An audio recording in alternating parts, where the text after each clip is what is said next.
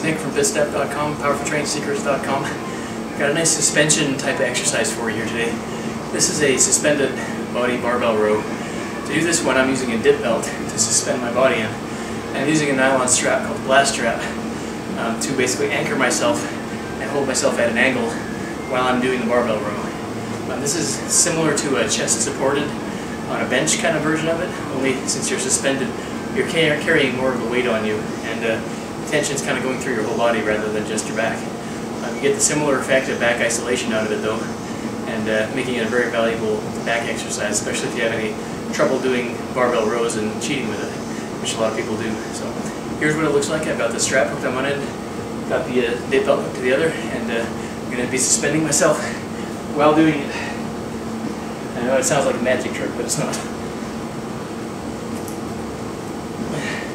So hook that fairly high up on the other end. Get this in kind of your mid-chest. And then take it from there.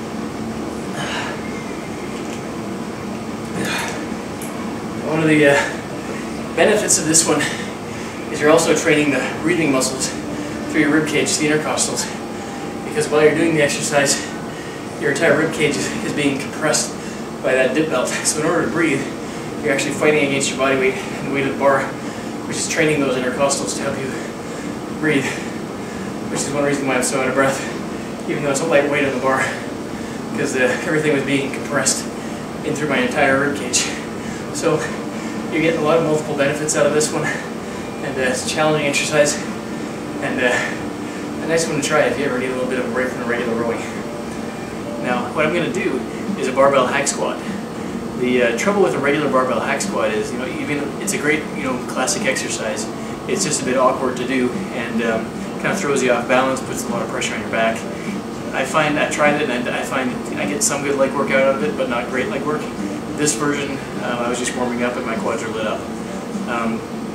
What you're going to do is basically get yourself inside that dip belt and use that kind of as a pivot.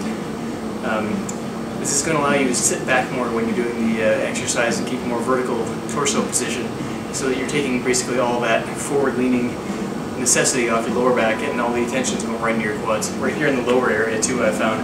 And you can squat down really deep and get a great workout on your quads.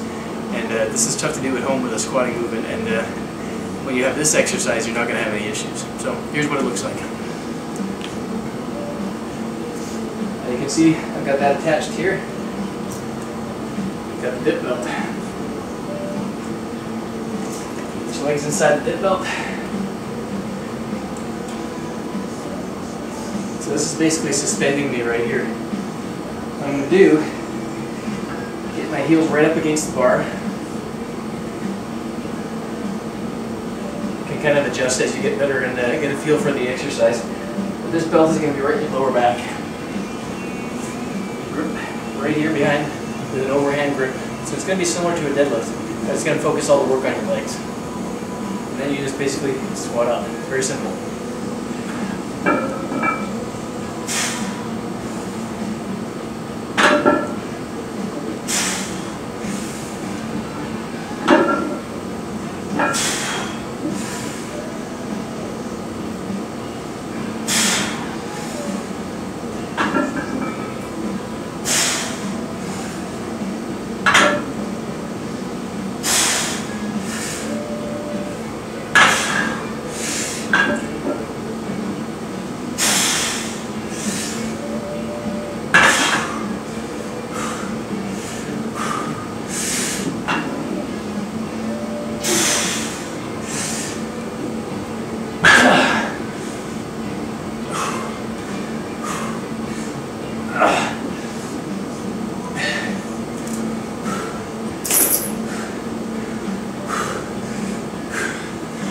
nice thing is you don't even need a whole lot of weight on there to really get a good quad workout because it's all going right out of the quads. I just got 225 on there, and it really, really works. But definitely one if you got a home gym, get your dip belt, get a strap, and give this one a try. I'm going to also show you this standing on a step platform so you can get an even greater range of motion with it. So now I got the more advanced version of it for you. This is done with a step platform, so you're increasing the range of motion a little bit and getting more out of it at the deepest part of the range of motion.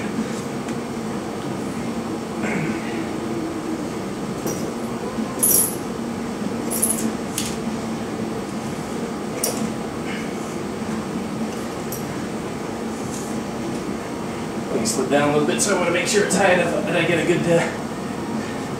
Basically, I've got this about 3 feet off the ground, just so you have that for reference if you need.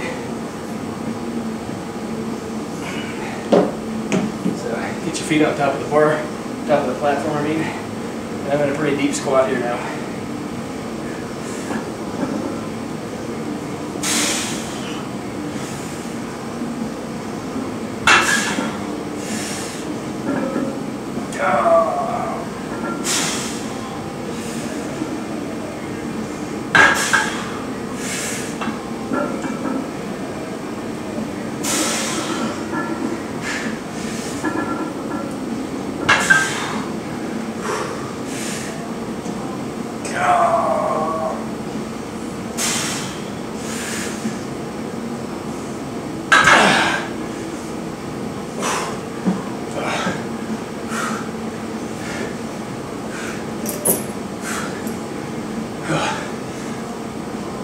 That one is a keeper.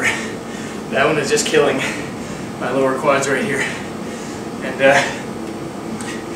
the nice thing about this is, even though you do kind of have it on pivot, so you're sort of locked into the movement a bit, you've got enough freedom of movement as far as how to adjust your body to really take in any bad pressure off the knees. You can adjust your lumbar, you can shift your weight a little bit forward, and so you're not just basically grinding back at an angle, which is one of the problems with the Smith machine squat. So this kind of gives you the benefits of the stabilization, and having that bar behind you really tends to focus right on those front quads, right down near the lower aspect of it. So if you're looking for a good leg exercise, and you've got a home gym, or you've got equipment like this you can use at your regular gym, this one is definitely worth giving a try. And throwing in the step platform makes it twice as hard. It's just brutal. And this is definitely a keeper, one I'm going to keep using in my training. Now we're going to do it with calf raises. This is a nice option if you have a home gym and you have trouble finding ways to work your calves, especially training them heavy. This allows you to not even need a calf block. Since your body's at an angle, you're going to get a stretch at the bottom, and you're going to be able to load it pretty solidly too. I've got a pair of lifting hooks on here, so my grip doesn't limit what I can do on this. So here's what it looks like.